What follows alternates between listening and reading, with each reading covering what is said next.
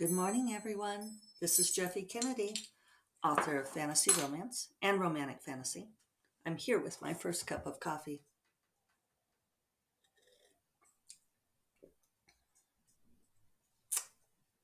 I need that kick today. Today is, say it with me, Friday! Woo! April 29th. For all intents and purposes, not for all intensive purposes, which is how some students hear it. The end of April. I mean, we get tomorrow, but if today is actually your Friday and your last work day of the week, it's pretty much the end of April.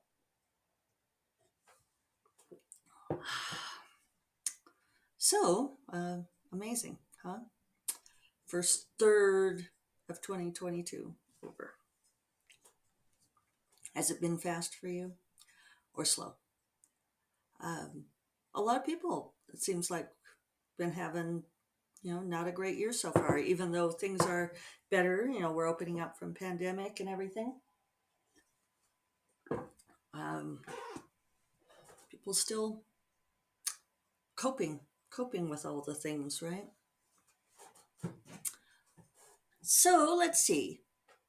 Things are good here. We have a little bit of haze from the fires, a little bit of smoke haze, and very cold, tumbling wind this morning. I tried to go out to the grape arbor, and it was too chilly. With the high walls around the garden, it's usually more protected, but not this morning. So I am being a weenie and being inside.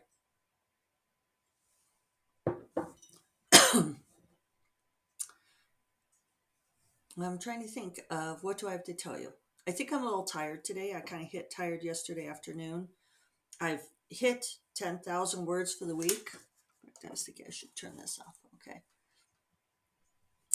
I'm at 67,500 on this book. And yeah, I've done over 10,000 words this week, a little bit more, 11,000 if you count a couple of blog posty type things that I've done.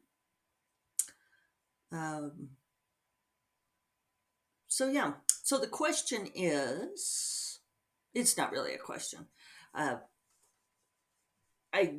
been doing slightly more than 2,500 each day, just by like 50 words, to get myself back on track to finish on May 13th is the day I want to be done drafting, so that I can then spend the week of May 16th doing a full revision and the following week doing a proof.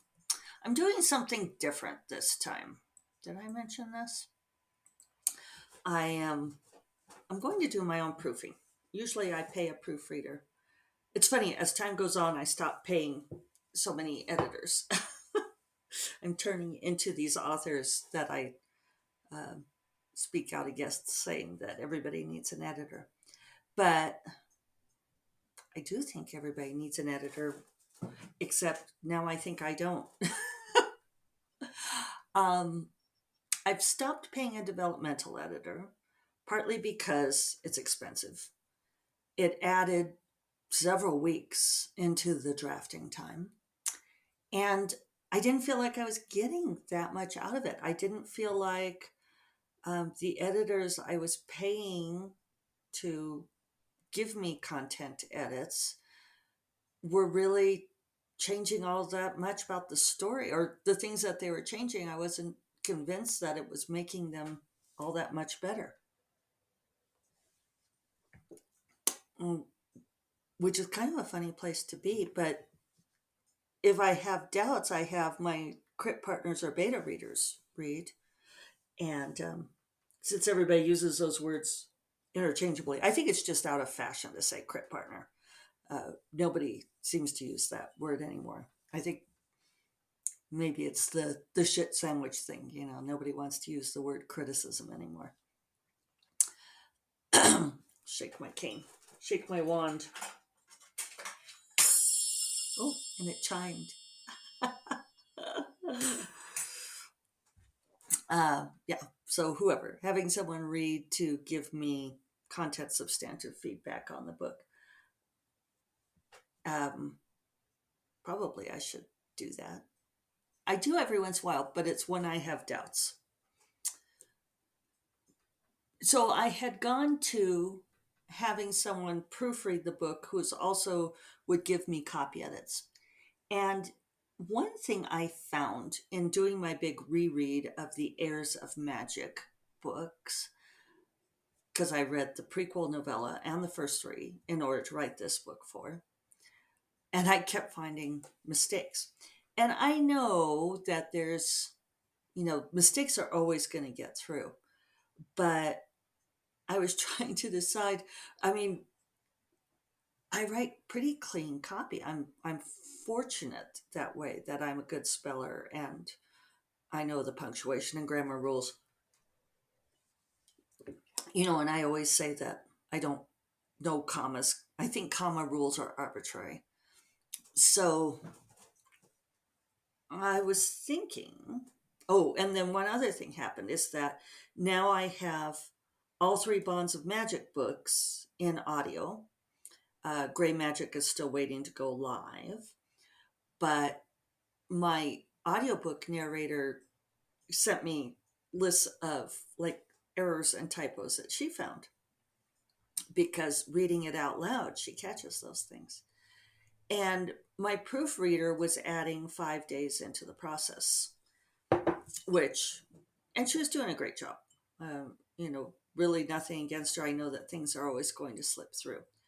But on this book, I thought I would experiment and see because I know I want to make sure to catch everything to wind up this series and possibly this world. I don't know if I'll write in this world again. Um, yeah, we'll see. But I'm feeling like maybe that's enough for this world for the moment, anyway. So if I spend a week revising this book, and then I thought, well, if I did my own proofing, if I spend 4 days, the week of May 23rd, reading the book out loud, then I should be able to catch all the typos. I can look up any of the formatting or grammatical stuff that I'm not entirely certain of and save myself some money and also give myself that final chance to go through because I find things like those word echoes and those awkward phrasings. So this is my experiment. I'm going to see if that extra pass of reading aloud um, will add anything to my revision process. So let's see. It seemed like something happened on Thursday, yesterday, that I wanted to tell you about. Hold on. Who knows? I suppose anything that happened Wednesday I would have talked about yesterday. I did notice, looking at my calendar, I was trying to figure out what all I've been doing the last few days. Who knows? Playing in the streets, obviously. But shout out to Agent Sarah. It is her birthday today. Happy birthday, Sarah. Sarah Younger at Nancy Yost Literary Agency, who works her butt off for her clients. And I say this, I think it's easy for people to say that, and it's authors develop certain lingo that then other authors imitate, wanting to sound like real authors, and they're like, oh, my amazing agent. I remember that when I was a newbie writer, like this one gal I followed was always talking about, and she'd always put it in capital letters, amazing agent. I don't remember. Anastasia. It wasn't that. I don't remember who it was. And, and she would just gush, oh, I spoke with amazing agent. And this was in the newer days of Twitter when I felt like we had more conversations. You got to know people. It could be people still do that, but I ended up backing away from Twitter so much. And now that Elon Musk wants to turn it into a free-for-all, uh, are we going to be leaving Twitter? I've been seeing some think pieces on what it means for a billionaire to own a social media marketplace like Twitter or Facebook, and how that shapes the world. Question is, what are we going to do about it? Somebody posted the other day about that the EU has passed a law. It's like in the first stage, it hasn't been uh, fully executed, like whatever their version of, like then, starting in the Senate and having to go to the House or vice versa. So it's not a thing yet, but they did pass the resolution to make the law or what have you, uh, to force companies like Amazon and Facebook and so forth to reveal their algorithms and to make them egalitarian. And people were saying, oh, they were excited, celebrating, saying, Amazon might finally have to reveal their algorithm to us. Like, how are they, uh, promoting some books and not others? And I thought, I didn't want to rain on their happy parade, but I was thinking, it's just never going to happen. Amazon, these companies are never going to reveal their algorithms. They're going to consider it proprietary information. They won't do it. I could be wrong. It's happened. Put it on the calendar. So anyway, how did I get there?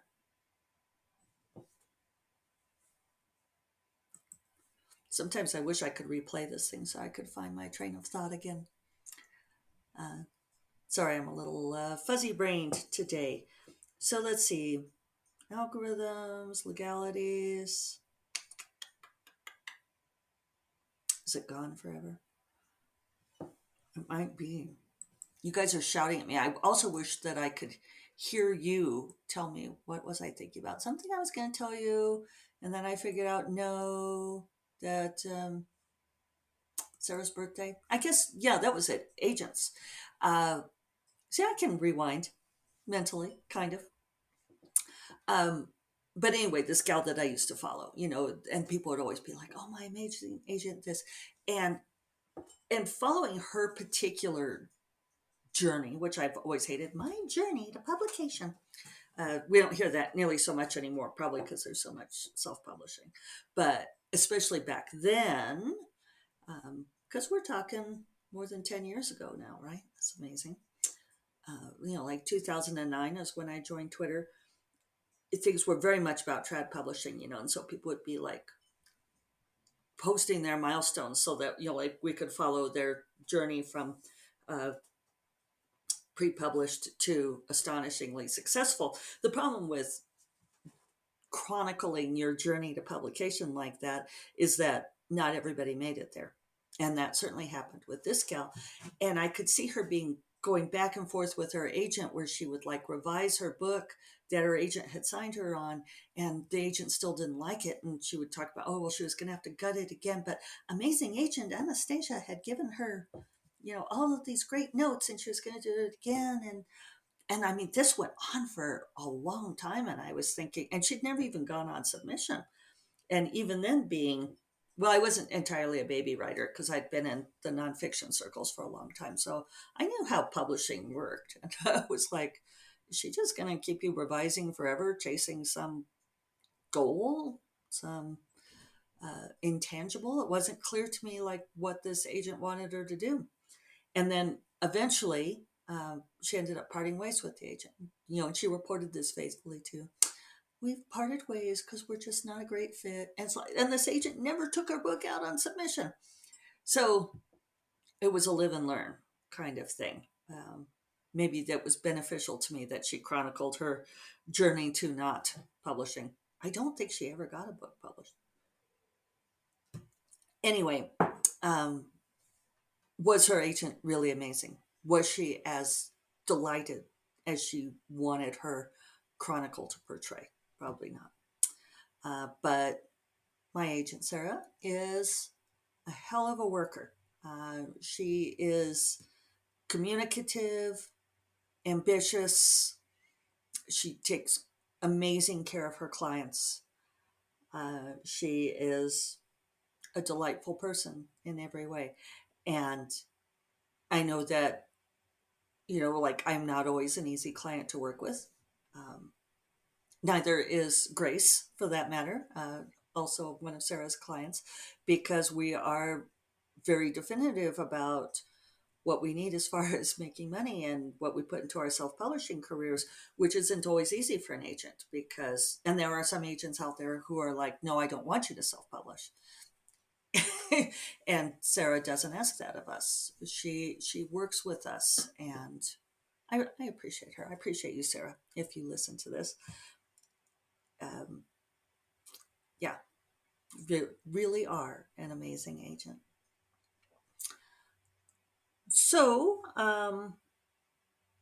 the other exciting thing is that Lonens War is out today in Kindle Unlimited with the new covers. I probably have to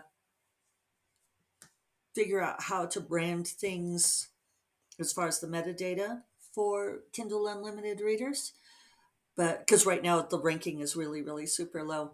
Uh, and it's interesting because, and I've said this often, right, that I feel like the Kindle Unlimited ecosystem is just a really different set of readers. And I see this all the time. I see these, you know, authors celebrating other authors who are like Kindle Unlimited famous that I've never heard of, and readers recommending these books and series. And they're just, these circles almost don't overlap anymore. I grew irritated with some of the science fiction and fantasy people the other day, and I won't say why. Sorry, I'm not going to spill that tea. But there are circles of snobbery in this business, and people forget that their particular circle is not the only one in the universe. And they think that because they have never heard of an author, that therefore what they're doing is not worthwhile. And it's not true. That's not true. So this is like so far the most abysmal release that I've had in a really long time. But I think it's because I'm so unknown to this Kindle Unlimited audience. So I'm looking on it as a challenge to pick it up. I was venting to some of my writer friends. Hi, gals. Thank you. I appreciate you. Yesterday, because one of my longtime readers, and I mentioned this, I think, on yesterday's podcast, uh, does not like the new covers for Sorcerous Moons. And it kind of got me down. And one of the gals said, not to let it diminish my joy. And Assistant Corrine said the same thing. Assistant Corrine is always awesome, awesome assistant, Anastasia. um, but yeah, this gal who was my reader said, well, that she missed the pretty covers, and said, finished up with saying, she said it was only weapons, and she wouldn't pick these up in a store. And I was like, oh, okay. Well, first of all, I mean, the first covers are always going to be there. You guys, they're out there. If you love the first covers, great. Uh, but also, I'm not trying to sell this series to the people who've already read it, right? I'm trying to communicate the genre to this new group of readers. And for the record, it is not only weapons on the covers. There's lots of other elements on the covers. And Corrine was resistant to me changing it at first too. And now even she is saying that she loves the look of the new series. It's much more cohesive than it used to be. And I'm looking forward to to just to reach these new readers. Uh, it's exciting. So yeah, Lonens War out today. If you're in Kindle Unlimited, if you know people in Kindle Unlimited, please share. Um, I want to reach those fantasy romance readers. Slow burn romance, lots of epic fantasy and warrior stuff in it. Which this was another thing when we were discussing it. When this gal said, gone were the girls and the horses and the dragons, and that it was only weapons, and that it looked like masculine fantasy. And I thought, why are we correlating weapons with masculine fantasy? Because, I mean, and this is someone who's read all of my books. I have female warriors, right? I invented an entire martial arts system for, for Ursula, and then uh, Kaja and Jenna Iveriel all follow it. Jep follows it, uh, and Jack does too. Now they're all part of that system, and it's part of the martial. I not part of. I reimagined it from martial arts systems that I trained in, and I have weapons in my office, and I'm a girly girl, so uh, yeah, I don't like the idea that that warrior stuff is correlated only with masculine fantasy. So anyway, off I go to get my final 2,500 for the week. I hope you all have a wonderful weekend. Um, I hope I get out in the garden this weekend. That's my big goal for it. And I will talk to you all on Monday. Take care. Bye bye. I'm having trouble. I like hit my coffee cup with the mouse here. This is the blooper reel. All right. Bye.